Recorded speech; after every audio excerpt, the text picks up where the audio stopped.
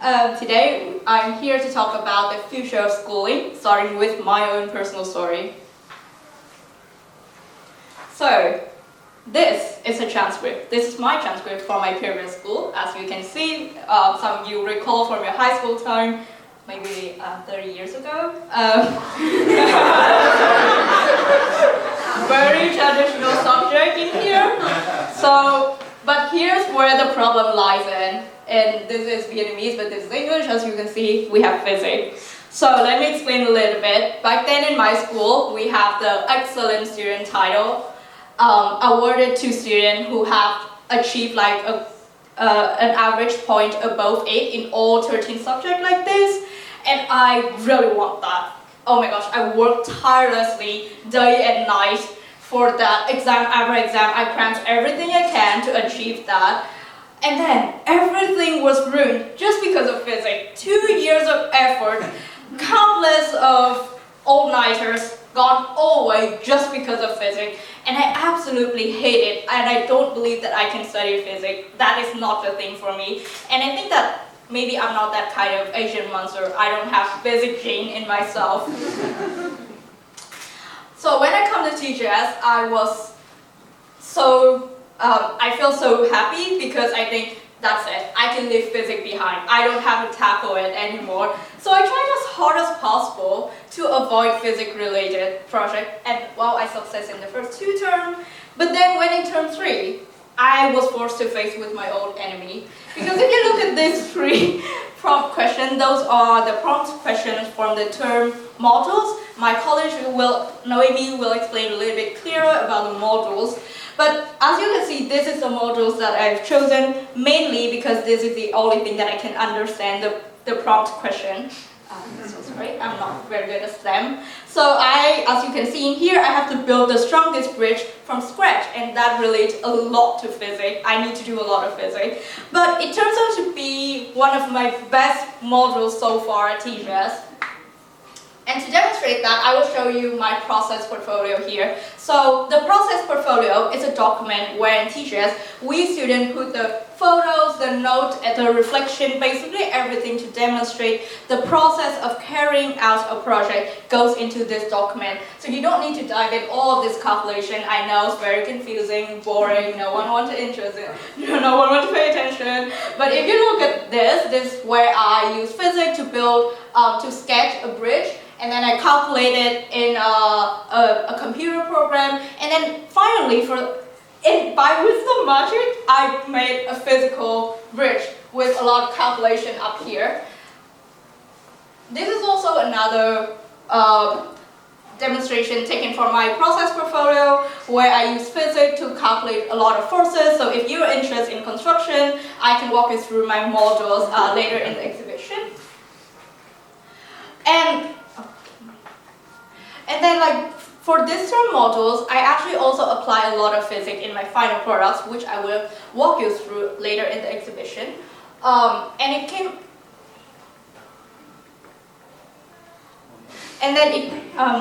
then it came to my attention, and I asked myself this question: Alex, when did you become interested in physics? You have never become interested in that. And I realized that the reason why I think I cannot learn physics is because there's a paradox in education. I can learn physics, and I have the ability to learn physics, but that paradox, I'm going to explain it. So how many of you actually open the book after every physics exam? You look at the one exercise and you say, oh my gosh, I forgot the Newton law of motion, I need to relearn it. Nobody does that, right? Who opens the book after the exam and say, oh my gosh, I didn't do this right, I need to redo it. No, we just let it slide. If we pass the exam, who cares, right? And so by that way, the gap is widened, and gaps built up after gaps. We eventually become clueless in a subject. That is how I become clueless in physics. And then when you are clueless, why and how can you maintain your interest in it, right? You cannot be interested in something that you don't understand. And that is how the exam-oriented system, widening the gaps in knowledge and killing the students' curiosity and interest. And I found a solution for myself, which is a student-driven curriculum at Think Global School. So, the table of excellence. I think global school, whenever we start a project, we have to fill in this table of excellence. And this is an excellent way to tackle self-development, because all the skills that we want to learn, no matter how small, how personal it is, can go into here. It can be something very small, such as like note-taking, organizing, or like adaptable, to something bigger like project management, time management, communication, etc. Everything can go in here, and you have countless skills that can go in here, as long as you can manage it though. And the second piece that I would like to introduce in here is a rubric. So this is where we tackle more academic knowledge.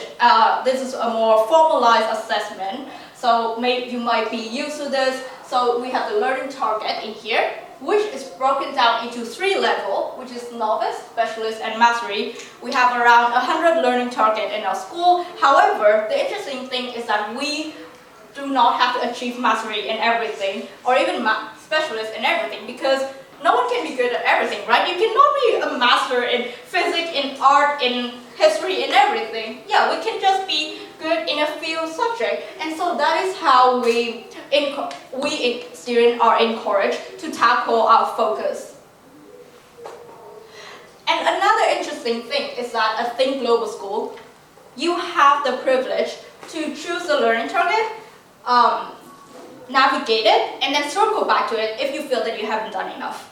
So it's a little bit difficult to see afar, I know, but this column is novice, this column is specialist, the green point in here is like the level that I have achieved. So actually this learning target in history is actually I achieved novice in one of my first projects, but I feel that I'm very interested in history, and this is one of the useful learning target for me, and it can help me with my future career, and that is why and how I choose to tackle it again in a different project, and that is how I achieved the next level specialist in another project. And so by encouraging students to choose whatever learning target they want and go with the pace that they want, we have the freedom to design our own curriculum and to participate in design our own path of learning. So let me circle back a little bit to the theme of the expo this year, which is future, right? So the future is changing, and it's changing fast. If you take a look at this, this is a Motorola phone from '73 with 20 minutes of battery, not very long, right? I don't think you can run around with this now. I would call it a brick, not a phone though. This is a Nokia with our childhood games, the Snake games from '98, and then less than 10 years after that, we have touch screen introduced by Steve Jobs with the iPhone. The whole world went crazy after this. We see it everywhere nowadays. But then, now this year, the touch screen becomes flip screen that you can actually fold in two. How interesting is that? And so, again, the future is changing very fast. How do we adapt with it? How do we move on and keep up with the pace of the change? Because we want to be this very stylish Galaxy Gen Z. We don't want to be this Motorola from '73. We don't want to be this Nokia, right? And so the question is, the answer lies in one of our core values, which is called Qishi In English, it's called the thirst for knowledge. The thirst for knowledge is what motivates us to fulfill our curiosity. It encourages us to make more questions and to go and seek for the answer of that question in the real life world. And at TGS, that is where the student-driven curriculum comes in, because at TGS, when we learn to create our own path in the school, when we grow up and we fly out of school, we graduate, we know how to choose our learning target. We know how to design the learning target for ourselves even years after graduation. And that learning target may not go into the rubric. It might not be translated to grade, but it can translate it into our career. It translated into our self-development. It doesn't make better grade for us, but it makes better people. It makes better change maker for the society. And that is how we change the world. That is how we become change maker. And in the end, I would like to say that if you want to pass a school exam, again, you learn knowledge. But if you want to pass life exam, and I guarantee to you that life will throw to us a lot of exam, and the type of exam will change a lot.